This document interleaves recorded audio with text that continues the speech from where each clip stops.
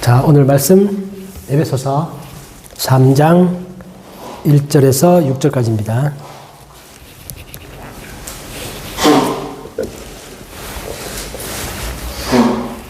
다 찾으셨죠? 네. 같이 읽겠습니다. 시작. 이러므로 그리스도 예수의 일로 너희 이방인을 위하여 갇힌 자 된 나 바울이 말하거니와 너희를 위하여 내게 주신 하나님의 그 은혜의 경륜을 너희가 들었을 터이라. 곧 계시로 내게 비밀을 알게 하신 것은 내가 먼저 간단히 기록함과 같으니 그것을 읽으면 내가 그리스도의 비밀을 깨달은 것을 너희가 알 수 있으리라. 이제 그의 거룩한 사도들과 선지자들에게 성령으로 나타내신 것 같이 다른 세대에서는 사람들의 아들들에게 알리지 아니하셨으니 이는 이방인들이 복음으로 말미암아 그리스도 예수 안에서 함께 상속자가 되고 함께 지체가 되고 함께 약속에 참여하는 자가 됨이라. 아멘. 자, 바울은 지금 에베소 교회에게 편지를 보내고 있는 거고 바울 자신은 지금 로마 감옥에 있는 거죠. 그래서 바울은 오늘 첫째 이렇게 시작합니다. 그리스도 예수의 일로 너 이방인을 위하여 갇힌 자 된 나 바울, 그렇게 말합니다. 바울은 지금 로마 감옥에 갇혀 있는 거죠.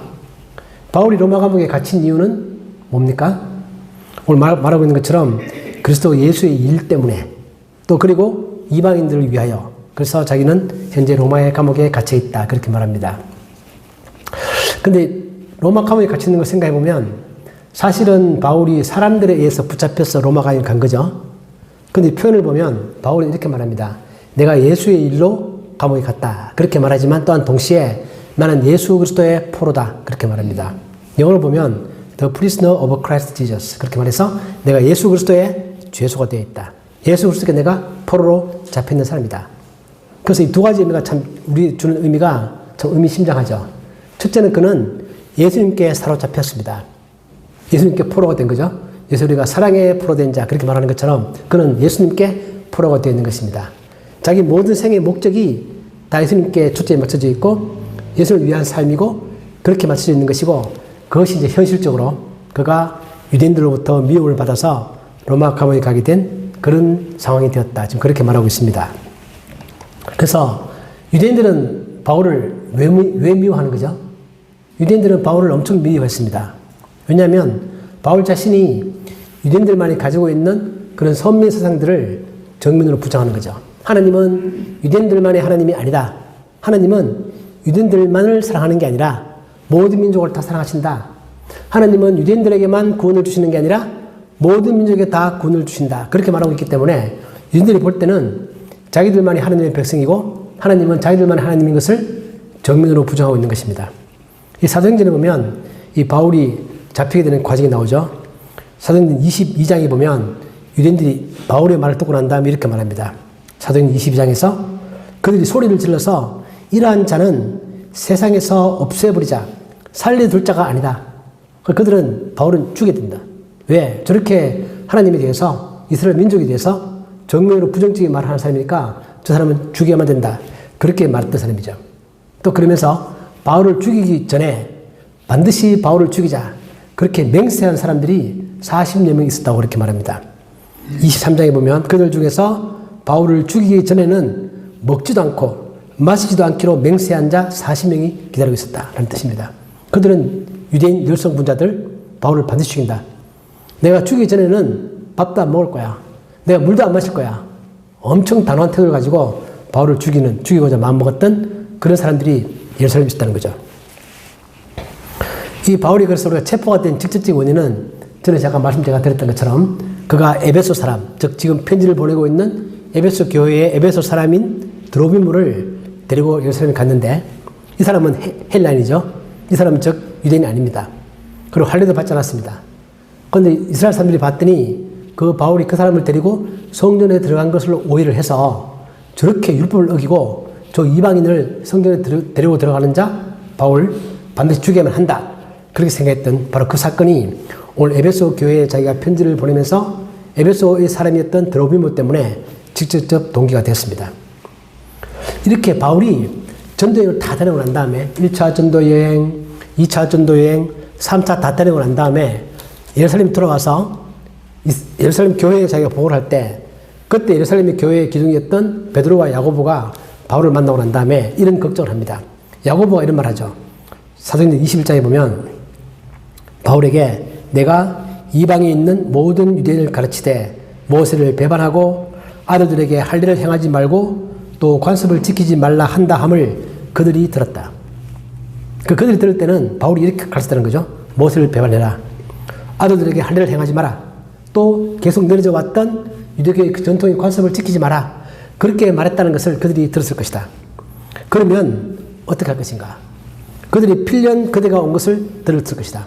그리고 그들은 바울 너를 결코 그냥 두지 않을 것이다. 이런 걱정을 했다는 거죠. 베드로와 야고보가 이런 걱정을 했습니다. 그렇다는 얘기는 베드로와 야고보가 볼 때 바울이 굉장히 지금 위험할 수 있다. 체포당할 수도 있고 어쩌면 죽을지도 모른다. 라는 것을 바울만 걱정한 게 아니라 베드로와 야고보도 그런 걱정을 했다는 것입니다. 그렇기 때문에 그 속에는 바울이 모세의 율법을 부정했다. 모세를 배반했다. 이렇게 그들은 오해하고 있다는 뜻입니다. 이게 바울이 가르쳤던 것들에 대한 그들의 이해죠. 그들의 오해입니다. 이런 일이 벌어졌다는 거죠. 그래서 근데 바울이 잡히고 난 다음에 로마 감옥으로 갔죠. 그래서 잡혀서 죽을 뻔했는데 바울이 자기가 로마의 시민권자다. 나를 로마에 보내서 정식으로 체포를 받게 해달라. 그렇게 말해서 바울은 로마로 이송되어져 갔습니다. 가고 난 다음에 바울이 로마에서 거기에 있는 유대인들을 불러서 자기가 잡히게 된 그런 배경에 관하여 설명을 그렇게 할 때 어떻게 하는 거냐면 사도행전 28장에 보면 이렇게 설명을 합니다. 이스라엘의 소망으로 말미암아 내가 이 수사들의 메인바 되었다. 이스라엘의 소망으로 말미암아. 바울은 이스라엘이 원래 가지고 있던 그 소망 때문에 내가 이렇게 잡힌 것이다. 지금 그렇게 말하는 것입니다. 이스라엘 소망이 뭐죠? 이스라엘 소망. 이스라엘 소망은 메시아입니다. 메시아인데 그 메시아는 뭐죠? 구약에 예언되어 있는 것처럼 이방의 빛입니다. 하나님은 메시아를 보낼 것이고 그 메시아가 올 때를 중심으로 해서 모든 하나님의 구원이 전 세계에 널리 이방까지 다 퍼져나가는 그런 일이 있을 것이다. 라는 것이 이스라엘이 원래 가지고 있던 소망이었다. 그 소망 때문에 내가 지금 이렇게 잡힌 것이다. 즉 나는 그 이스라엘의 그 소망을 지금 전하고 있는 사람이다. 지금 그렇게 말합니다. 그래서 그들은 바울을 오해했고 바울은 구약 때부터 예언되어져 왔던 그 이스라엘의 참된 소망, 하나님 주셨던 그 소망을 자기 때에 와서 메시아가 오므로 해서 모두에게 알려진 그 사실을 전하다 보니 이렇게 자기가 수사들에 미었고 로마 감옥에 오게 된 것이다. 라는 것입니다. 그래서 바울은 자기가 로마 감옥에 오게 된 그 이유와 배경을 명확하게 알고 있습니다. 나는 억울하다. 내가 왜 잡혔지? 내가 예수님을 위하여 이렇게 고생했는데 내가 마지막에 체포가 되는 게 뭐야? 내가 로마 감옥에서 죽어야 된단 말이야? 이렇게 억울해하는 게 아니라 자기가 잡혀온 배경, 이유, 상황을 바울은 명확하게 이해하고 있습니다. 내가 바로 정확하게 전달했고 정확하게 내가 전달하고 있는 것이고 하나님의 복음의 메시지를 지금 내가 정확하게 전하고 있는 것이다. 이스라엘 소망 때문에 내가 잡힌 것이다. 그렇게 말합니다. 이렇게 모든 복음이 유대인만이 아니라 모든 민족에 다 전파된다는 사실은 바울이 처음 말한 게 아니죠. 우리 사도행전을 보면 하나님이 먼저 바울에게 말하기 전에 누구에게 먼저 말했냐면은 베드로에게 먼저 말했습니다. 베드로에게 고넬료라는 로마 군인을 만나라. 그에게 세례를 주고 그에게 복음을 전해라. 그렇게 말했기 때문에 이미 그 복음은 바울이 알기 이전에 이미 하나님께서 환상 중에 베드로에게 먼저 말한 것입니다. 그 베드로도 그 사실을 알았죠. 그 베드로도 그렇게 고넬을 방문하고 난 다음에 돌아와서 보고하기를 베드로가 이렇게 말합니다. 그런즉 하나님이 우리가 주 예수 그리스도를 믿을 때 주신 것과 같은 선물을 그들에게도 주셨으니 내가 누구에게 하나님을 능히 맡겠느냐 그렇게 말합니다. 베드로도 이것은 하나님의 역사다. 하나님의 뜻이다. 하나님이 원래부터 계획해 왔던 것들이다. 그것이 지금 이루어지는 것이다. 사실 베드로도 알았던 거죠. 그리고 또 우리가 알고 있는 것처럼 바울과 바나바를 안디옥 교회에서 별도로 세웁니다. 우리 사도행전 13장에 보면 성령이 그렇게 말하죠. 주를 섬겨 금식할 때 성령이 이르시되 내가 불러 시키는 일을 위하여 바나바와 사울을 따로 세우라. 그렇게 말씀하셔서 바나바와 사울이 이제 전도여행을 떠납니다. 바울만이 혼자만이 이 비밀을 알았던 것은 아닙니다. 하나님은 때가 되면 모든 사람들에게 이 모든 비밀들을 즉 이방인이 구원받는다는 사실의 비밀, 그게 비밀이죠. 그것을 다 알려주셨다. 그래서 바울은 내가 이방인을 위한 사도이다 이렇게 말하죠. 그러나 하나님은 그 사명 자체를 바울에게만 준 건 아닙니다. 물론 바울이 그 일을 가장 열심히 했고 또 대표적으로 그걸 했기 때문에 이제 그렇게 불려지는 것이지만 바울과 바나바가 같은 사명을 받고 떠나는 거죠. 그래서 오늘 본문에 보면 이렇게 말합니다. 너희를 위하여 내게 주신 하나님의 그 은혜의 경륜을 너희가 들었을 터이야. 하나님의 그 은혜의 경륜. 이 말은 좀 어려운 말인데 이 말은 보면 두 가지 의미를 가지고 있습니다. 하나님의 그 은혜의 계획. 그런 의미도 있고 또 하나는 하나님께서 그 은혜를 따라서 바울에게 준 직분 그런 말도 있습니다. 바울은 자기에게 주어진 하나님의 그 은혜의 경륜이 뭐냐면 내가 하나님의 비밀을 알고 공개받고 또한 그 비밀을 전달해야 될 임무를 가지고 있는 자 그런 뜻입니다. 바울은 자기의 사명이 뭔지를 명확하게 알고 있는 것입니다. 하나님께서 지금 이때 예수 그리스도를 보내시고 그 예수 그리스도를 통하여 모든 민족의 구원이 주어진다는 사실을 알게 하셨고 특별히 또한 그것을 전해야 될 임무를 나에게 주신 것이고 나는 그 일을 따라서 지금 살아가고 있는 것이고 그 일을 하고 있는 것이고 그런 가운데서 내가 지금 로마 감옥에 와 있는 것이다 라는 사실을 바울은 자기의 삶의 목적, 자기의 임무, 자기의 역할 모든 것들을 명확히 알고 있는 이제 그런 사람이 바로 바울입니다. 그래서 바울이 말했던 것처럼 오늘 본문에 보면 이 말하죠. 그것을 읽으면 내가 전에 너희들에게 편지를 보낸 게 있는데 그것을 읽어봤다면 내가 그리스도의 비밀을 깨달은 것을 너희가 알 수 있을 것이다. 그리스도의 비밀이 뭐죠? 우리가 보통 비밀 그러면 남들은 아무도 모르고 나만이 아는 것. 그런 게 비밀이다. 그렇게 생각하지만 성경이 말하고 있을 때 여기서 말하는 비밀이라는 것은 누구나 다 알 수 있는 공개된 비밀입니다. 이 비밀은 영어로 보면 시크릿 그렇게 부르는 게 아니라 미스테리라고 부릅니다. 신비한 거죠. 신기한 거죠. 하나님께서 어떻게 이스라엘 민족을 통하여 메시아를 보내고 그 메시아를 통하여 이방 모든 사람들에게 복음을 전하는지 그리고 그들 다 구원받게 하는지 참 놀라운 일이죠. 신비한 일이죠. 그런 의미에서의 비밀입니다. 아무도 모르고 나만이 아는 비밀이다. 그런 뜻이 아닙니다. 이단들이 성경을 잘못 이해해서 이건 비밀인데 나만 아는 거야. 하나님 나에게만 계시를 주신 것이야. 그렇게 말하면 아님 틀린 말입니다. 그리고 그 말을 할 때 성경을 인용해서 하나님이 옛날에 바울한테만 비밀을 주지 않았느냐. 나도 하나님의 비밀을 그렇게 나만 받았다. 그렇게 말하면 성경을 곡해하는 것입니다. 잘못 가르치는 것입니다. 성경이 말할 때 비밀은 제가 말했던 것처럼 바울만이 그 사실을 알았던 게 아닙니다. 베드로도 알았고 야고보도 알았고 바나바도 알았고 다 알았습니다. 하나님이 공개된 비밀이다. 관심을 가지고 그것을 보면 하나님이 하시는 그 일이 얼마나 신비로운 일인가 라는 의미에서의 비밀이지 이게 아무도 모르고 나만 아는 그런 비밀이다 그런 뜻이 아닙니다. 그래서 바울이 그렇게 말하죠. 내가 그리스도의 비밀을 깨달았다. 깨달았죠 바울도. 하나님께서 그에게 가르쳐 주시기 때문에 그것이 이제 그리스도의 비밀을 전하는 게 바울의 삶의 목적입니다. 골로새서 4장 3절에도 그렇게 말하죠. 또한 우리를 위하여 기도하되 하나님이 전도할 문을 우리에게 열어주사 그리스도의 비밀을 말하게 하시기를 구하라. 그걸 기도해달라. 그렇게 말하면서 내가 이 일 때문에 매임을 당하였다. 내가 이 일 때문에 지금 감옥에 온 것이다. 그렇게 말합니다. 이러한 비밀은 공개된 비밀은 바울이 처음 한 게 아니라 구약 때부터 계속 예언되어 왔던 것이죠. 구약의 우리 대표라고 그러면 율법, 선지자, 시편 이런 것들인데 그 속에 보면 이런 것들이 이미 다 예언되어 왔습니다. 대표적으로 신명기에 보면 이런 말이 있죠. 너희 민족들아 주의 백성과 즐거워하라. 이때 말할 때 주의 백성은 이스라엘 사람들이고 너희 민족들아 이렇게 말할 때는 이방인들입니다. 온 세계 사람들아 이스라엘 민족과 함께 즐거워하라.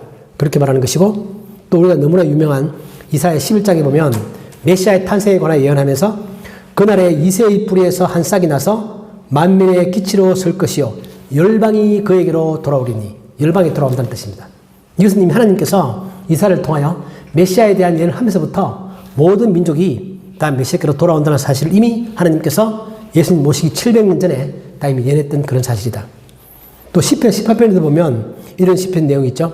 여호와여 이름으로 내가 이방 나라들 중에서 주께 감사하며 이방 나라들 중에서 주께 감사한다. 그 얘기는 뭐냐면 모든 이방 민족과 함께 메시아를 기뻐하고 하나님께 감사하는 것. 이처럼 구약에는 율법을 통하여 또 선지자의 글을 통하여 또 시편들을 통하여 하나님은 메시아가 올 때 그 메시아로 말미암아 모든 민족이 다 구원을 받고 함께 하나님을 찬양하고 그런 것들은 이미 구약에도 다 공개되어 있는 그런 사실이라는 것입니다. 그렇다면 여기서 바울이 굳이 그 모든 비밀들 지금 내가 깨달았다. 그 비밀은 감추어졌었다. 그렇게 말하는 이유가 뭘까요? 오늘 본문에도 보면 이렇게 말합니다. 5절에 보면 이제 그의 거룩한 사도들과 선지자들에게 성령으로 나타내신 것 같이, 오늘이죠. 이제 오늘 그의 거룩한 사도들, 예수님의 사도들, 그리고 예수님 당시 있었던 선지자들에게 성령으로 나타내신 것 같이 다른 세대에서는 사람의 아들들에게 알리지 않으셨다. 이렇게 말해서 그 비밀은 감추어져 왔다. 그렇게 말합니다. 그럼 방금 제가 말씀드렸던 것처럼 그 비밀은 다 공개된 비밀인데 바울이 여기서 말할 때 사람의 아들들에게 알리지 아니했다라는 뜻은 무슨 뜻일까? 그래서 이런 것입니다. 사람들은 구약에 보면 하나님께서 메시아가 오면 뭔가 구원이, 하나님의 구원이 모든 이방 민족들에게 다 전달될 것이라는 사실은 막연히 알았지만 그것이 언제, 어떤 식으로, 어떤 방법을 통하여 그렇게 이루어질지에 대해서는 그들은 잘 몰랐던 거죠. 그것이 이제 확실하게 드러난다는 뜻입니다. 그러니까 막연하게 주어져 왔던 하나님의 그런 계시가 예수님의 십자가의 죽음과 부활로 말미암아 또 바울 자신의 편지를 통하여, 바울의 전도를 통하여 그것이 이런 식으로 이방인들에게 전달되어져 간다는 사실은 그들이 몰랐다는 것이죠. 그래서 전혀 모르던 걸 알게 되었다 그런 의미가 아니라 이미 어느 정도 감을 잡고 있었고 그래서 되겠구나 알고 있었던 것들이 예수님의 때가 되어서 바울을 통하여 구체적으로 아주 명확하게 드러난다 그 뜻입니다. 그게 바로 감추어져 왔던 비밀이다 그런 의미입니다. 이 골로새서도 보면 같은 말 하죠. 이 비밀은 만세와 만대로부터 감추어졌던 것인데 이제는 그의 성도들에게 나타났다. 그런 뜻입니다. 전혀 모르던 게 알게 됐다 그 말이 아니라 막연히 알아져 왔던 진리가 이제 명확하게 드러났다. 명확하게 가르쳐지게 되었다. 그런 뜻입니다. 베드로도 똑같은 말을 합니다. 베드로전서 1장 20절에 보면 그는 창세 전부터 미리 알린 바 되시니나 이 말세에 너희를 위하여 나타나신 바 되었다. 그러니까 베드로가 볼 때 메시아가 그렇다는 거죠. 예수님이 창세 전부터 미리 알린 바 되신이다. 즉 사람들에게 메시아에 대해서 막연하게 추상적으로 애매하게 알려져 있지만 그러나 이 말세라는 것은 예수님이 오실 때죠. 그때 너희를 위하여 명확하게 나타나신 바 되었다. 그 뜻입니다. 우리 희미하던 게 우리 카메라를 생각하면 뭔가 희미하게 보이죠. 저기 산이 있고 강이 있고 꽃이 있는 것 같은데 점점 더 가까워질수록 초점에 맞출수록 명확하게 드러나는 것처럼 그런 의미에서 이것이 감추어졌던 비밀이고 그때가 이제 예수님 오심으로 말미암아 바울을 통하여 그렇게 전달되어지기 시작했다. 그런 의미입니다. 이게 이제 바울이 말하고 있는 감추어졌던 비밀이죠. 그럼 그 비밀의 내용이 무엇입니까?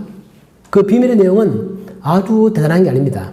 이미 바울이 앞에서 말했던 것처럼 그 비밀은 이방인들도 유대인과 똑같은 구원을 받는다. 그게 비밀입니다. 그것이 바울이 그리스도의 비밀이다. 그렇게 말하고 있습니다. 우리 본문 6절에 보면 이는 그 비밀의 내용이 뭐냐면 이는 이방인들이 복음으로 말미암아 그리스도 예수 안에서 6절에 보시면 함께 상속자가 되고 함께 지체가 되고 함께 약속에 참여하는 자가 된다. 함께가 3번 나오죠. 함께 상속자가 되고 함께 지체가 되고 함께 약속에 참여하는 자가 된다. 그것이 바로 그리스도의 비밀이라는 것입니다. 우리가 볼 때 비밀 뭐 별거 아니네 그게 아니라 비밀이 특별한 게 아니라 비밀이 뭐 너무너무 신기해서 사람이 도저히 알 수 없는 희한한 그런 게 아니라는 겁니다. 지금 바울이 말하고 있을 때 그 비밀은 내가 계속 말하고 있는 것처럼 이방인들도 유대인과 함께 구원을 받는 것이다. 그래서 첫 번째 함께가 뭐냐면 함께 상속자가 된다. 즉 유대인과 똑같이 이방인들도 똑같이 하나님의 상속자가 된다. 그 말은 뭐냐면 우리가 부모의 재산을 자식이 상속받는 것처럼 동일한 축복을 받는 거죠. 이것은 이미 구약에도 많이 예언되어 있는 것입니다. 하나님이 아브라함을 불러서 아브라함에게 내가 너에게 복을 줄 것인데 땅의 모든 족속이 너로 말미암아 복을 얻을 것이다. 그러니까 너희 후손만 복을 받는 게 아니라 땅의 모든 족속이 너로 말미암아 복을 받는다. 땅의 모든 족속이 아브라함 너로 말미암아 다 똑같은 상속자가 된다라는 사실은 이미 하나님이 아브라함 부를 때부터 했던 약속이고 그 약속이 이제 예수님 오심으로 말미암아 실현되는 것이고 바울의 복음을 통하여 그렇게 전달되어지는 것이다 라는 것이 함께 상속자가 된다. 이게 비밀이라는 것입니다. 이미 알고 있던 사실이죠. 그러나 그것이 좀 더 명확하게 구체적으로 나타났습니다. 그게 비밀이다. 그래서 바울이 로마서에서도 그렇게 말하죠. 아브라함의 믿음에 속한 자에게도 그러하다. 즉 너희 로마인들도 아브라함의 믿음에 속해 있으면 아브라함은 우리 모든 사람의 조상이다. 믿는 모든 자의 조상이다. 그런 의미를 바울이 그렇게 말하고 있습니다. 두 번째 함께는 함께 지체가 된다. 지체죠, 지체. 몸의 한 부분. 즉 이방인과 유대인들이 예수 그리스도를 머리로 하는 모든 교회에 똑같은 지체가 된다는 뜻입니다. 차별 없이. 그게 비밀이다. 전에 우리가 봤던 것처럼 바울이 말하기를 이 둘로, 즉 이방인과 유대인들을 둘을 한 새로운 사람을 짓는다. 그리고 이 둘을 한 몸으로 하나님과 화목하게 한다. 그런 의미이기 때문에 유대인과 이방인이 하나가 된다. 유대인과 이방인이 한 몸의 한 부분이 된다. 그게 또 놀라운 비밀이다. 그 뜻입니다. 바울은 그렇게 말하죠. 그것은 참으로 놀라운 비밀이다. 세 번째는 함께 약속에 참여한 자가 된다. 바울이 전에 에베소 교인들한테 너희들은 그 약속에 대해서는 외인이었다. 그런데 이제 그 약속 안으로 들어오게 되었고 함께 그 약속에 참여한 자가 된다. 지금 그렇게 말하는 거죠. 하나님의 약속 여러 가지 있는데 축복 약속이 있는데 가장 하나님의 약속 가운데서 가장 핵심 약속이 무엇일까요? 하나님의 약속 가운데 구약 때부터 계속 해왔던 하나님의 약속 가운데 가장 핵심 약속은 성령입니다. 예레미야가 이런 말을 하죠. 예레미야가 이스라엘 사람들이 하나님의 말씀을 다 버리고 율법을 어기고 있다. 그것 때문에 참 슬프고 운통하기도 하고 울기도 하고 말 그렇게 하는데 하나님이 예레미야한테 그렇게 말합니다. 때가 되면 내가 그들의 마음 가운데 내가 하나님의 말씀을 심을 것이다. 그들을 책으로 주는 말씀이 아니라 그들의 마음 가운데 하나님의 말씀을 심을 것이다. 그렇게 말하면서 예레미야 24장에 보면 이렇게 말합니다. 내가 여호와인 줄 아는 마음을 그들에게 줄 것이다. 즉 마음 가운데 하나님은 율법을 심고 그들 마음 가운데 하나님을 아는 마음을 준다. 이게 뭐죠? 성령입니다. 우리가 성령이 우리 마음 가운데 오셔서 우리가 하나님을 알게 되는 거고 믿게 되는 거고 그런 거죠. 그래서 하나님의 약속의 핵심은 언젠가 내가 나의 백성들을 만들 것인데 그들에게 주는 나의 약속은 그들 속에 내가 거할 것이고 그들 가운데 성령을 줄 것이다. 그들의 마음에 말씀을 새길 것이다. 그게 하나님의 약속이죠. 그래서 예수님도 그렇게 말합니다. 마지막 때 제자들을 모아놓고 성천하실 때 그들에게 분부하여 이르시되 예루살렘을 떠나지 말고 내게서 들은 바 아버지께서 약속하신 것을 기다리라. 그게 뭐죠? 성령입니다. 그처럼 하나님의 약속의 핵심은 성령인데 이제 이방인들도 똑같이 성령을 받는다는 것입니다. 그 베드로도 경험했죠. 고넬료에게 전했을 때 성령이 내린다. 그 베드로도 성령이 우리에게만 오는 게 아니라 이방인들로 가는구나. 그걸 깨달았죠. 그것처럼 하나님의 약속의 핵심은 바로 성령이고 그것이 그리스도의 비밀이라는 것입니다. 그러니까 그리스도의 비밀은 정말 단순하죠. 같이 약속에 참여하고 같이 지체가 되고 같이 하나님의 약속을 축복을 상속받는 것이 된다. 즉 이방인들에게도 그런 하나님의 구원이 똑같이 이루어지고 유대인만이 아니라 그것이 바로 그리스도의 비밀이고 바울이 그 사실을 명확하게 알았고 그것이 자기에 주어진 사명이고 예수님 십자가의 죽음으로 인하여 그것이 명확하게 이루어졌고 성령이 오셔서 명확하게 이루어졌고 이제 그 일을 내가 전 세계에 전한다. 이것이 나의 사명이고 나는 그것 때문에 로마 감옥에 갇히게 된다는 것입니다. 나중에 바울은 그런 말을 합니다. 내가 감옥에 갇힌 것이 너희들에게 낙심이 되지 않아야 한다. 사람들은 그렇게 보는 거죠. 바울이 저렇게 열심히 전도했는데 로마 감옥에 가다니 슬프다. 끝이 저것인가? 그렇게 낙담할 수 있죠. 그러나 바울은 그렇게 말하지 않습니다. 내가 로마 감옥에 갇힌 것이 너희들을 위해 훨씬 더 잘된 일이다. 우리 빌립보서나 그런 데 보면 내 감옥에 갇혔기 때문에 내가 로마에서도 담대하게 복음을 전할 수 있었고 그 짧은 기간 바울이 로마에서 한번 갇혔고요. 그 다음 풀려났다가 다시 갇힙니다. 그 풀려나는 기간 동안에 바울은 로마에서 또 복음을 전하는 것이고 또 바울은 우리가 알고 있는 것처럼 로마 감옥에서 편지를 무지 많이 보냅니다. 에베소서, 골로새서 이런 것도 보내는 거죠. 그처럼 옥중 서신들이 보내지면서 그 바울의 복음들이 계속 전달되어 있는 거죠. 그러니까 우리가 생각할 때는 아주 좋은 환경 속에서 마음껏 다니면서 멋있게 사람들이 보는 눈으로 멋있게 그렇게 복음이 전달될 것 같지만 바울이 볼 때는 내가 로마의 감옥에 갇히는 것이 훨씬 더 복음 전하는 데 있어서 훨씬 더 효과적인 면이 있다고 생각하는 것이고 그렇기 때문에 너희들은 그것 때문에 낙담해서는 안 된다. 그렇게 말하는 것이고 그런 가운데 하나님의 섭리가 있고 하나님의 뜻은 그런 식으로 이루어진다는 것입니다. 바울은 이렇게 오늘 본문을 통해서 그렇게 말하죠. 이 말씀 우리가 우리 삶 가운데 한번 적용해보면 저는 이 생각이 듭니다. 바울의 삶이라는 것은 정말 그 릭 워렌 목사님이 말했던 것처럼 목적이 이끄는 삶이다. 우리 사람들은 자기 삶 가운데 내가 살아야 될 명확한 목적이 있으면 그 사람은 굉장히 행복한 사람입니다. 사람이 언제 불행해지는 거냐면 내가 사는 이유가 뭐지? 내가 무엇 때문에 사는 거지? 내가 살아서 나에게 남는 게 무엇이지? 목표를 잃어버리면 그 사람은 그때부터 불행해지는 것이고 그때부터 그 사람은 늙습니다. 우리 보통 사회에서 말할 때 보면 사람들이 젊음을 유지하는 비결은 그 사람은 어떤 목적을 가지고 있고 그 목표를 향하여 계속 나아갈 때 그 사람은 젊음을 유지하는 것이고 열정이 살아있는 것이고 몸도 건강한 것이고 모든 것이 행복한 것이죠. 자기 마음 가운데서도 행복해지는 것이고 그래서 하나님은 사람을 그렇게 만들었습니다.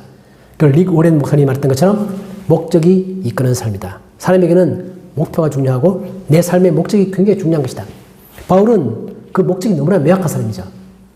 그렇기 때문에 그는 평생을 행복하게 고생도 많이 하지만 행복하게 살아가는 그 사명을 가진 사람으로서 그렇게 살아가는 삶을 살아갑니다. 여러분 삶의 목적은 무엇이세요? 우리 전사님 삶의 목적은 무엇입니까? 내 삶의 목적은 뭐냐? 사모님 삶의 목적은 뭐죠? 목사님 삶의 목적은? 장로님 삶의 목적은?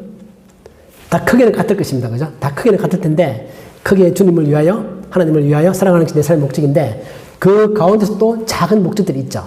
구체적인 목적들이 있습니다. 내가 요거를 좀 꼭 하고 싶고 요거 내가 꼭 해야 되겠고 작은 목적들이 있는데 그 작은 목적은 다 다르겠죠.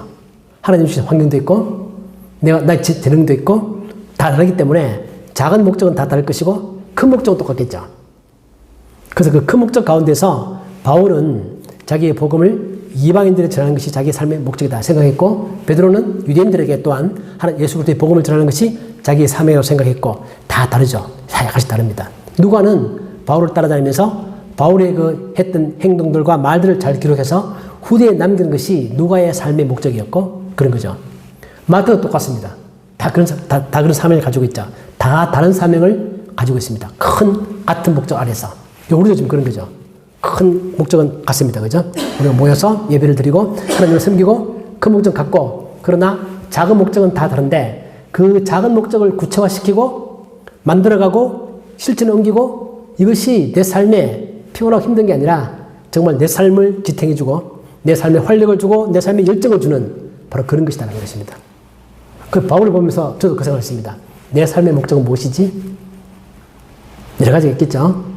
여기서 다 말할 수 없지만 여러 가지 있겠지만 그런 것들을 구체화시켜 나간다. 하나님께서도 큰 막연한 계획을 보여주시고 때가 되면서 서서히 구체화시켜 나가는 것처럼 하나님 그렇게 노하시죠. 우리도 내가 내 삶의 목적을 다시 한 번 더 이 시간 생각해보고 내가 혹시 흐트러졌는지 내가 혹시 포기했는지 다시 붙잡아보고 그것을 구체화 나가는 우리가 되어야 되겠다.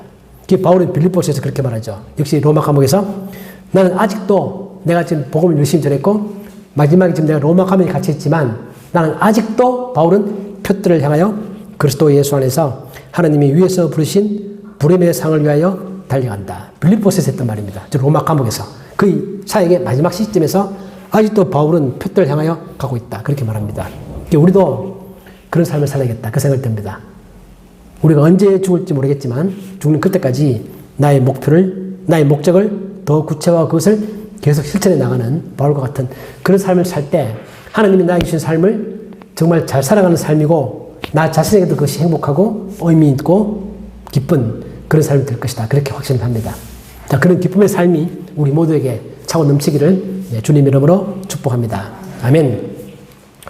하나님 아버지 바울에게 사명을 주시고 바울로 하여금 그 목적을 향하여 끝까지 표대를 향하여 끝까지 달려갈 수 있도록 함께해 주신 하나님 아버지 우리들에게도 하나님께서 성령을 주셔서 예수 그리스도를 믿게 하시고 그 복음을 받으리게 하시고 나의 삶을 하나님과 함께 하나님에게 맞추어 살아갈 수 있도록 해 주신 것을 감사합니다. 이러한 우리의 삶이 끝까지 바울처럼 나의 목적을 잃어버리지 아니하고 내 삶의 목표를 잃어버리지 아니하고 어떤 순간에도 낙담하지 않고 실망하지 않고 그것을 가지고 끝까지 살아갈 수 있는 복된 저희의 삶이 되게 하여 주옵소서. 나의 목표가 흔들릴 때마다 하나님 다시 한 번 더 내 눈앞에 하나님께서 주신 나의 목적을 다시 한 번 더 기억나게 하시고 그 목적을 향하여 함께 가시는 하나님의 그 도우심을 기억하며 살아가는 저희들이 되게 하여 주옵소서. 예수님의 이름으로 기도하옵나이다. 아멘.